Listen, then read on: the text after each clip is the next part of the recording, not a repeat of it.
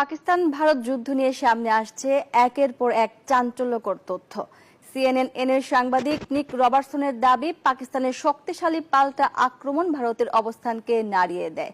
এ কারণে নয়াদিল্লি যুদ্ধবিরতিতে মধ্যস্থতা করতে অনুরোধ করেন ট্রাম্প প্রশাসনকে।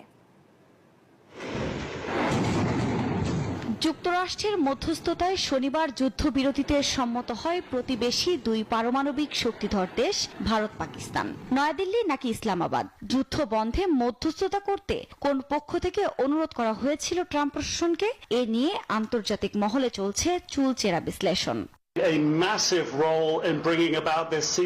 এই ইস্যুতে এবার বিস্ফোরক মন্তব্য করলেন CNN এর সাংবাদিক নিক রবার্টসন। তার দাবি, পাকিস্তান প্রাথমিকভাবে সামরিক বিরতি নিয়ে কূটনৈতিক পথ খোলা রাখলেও দেশটির 3টি সামরিক ঘাঁটিতে হামলা চালায় ভারত। এতে সামরিক শক্তি প্রয়োগে বাধ্য হয় পাকিস্তান।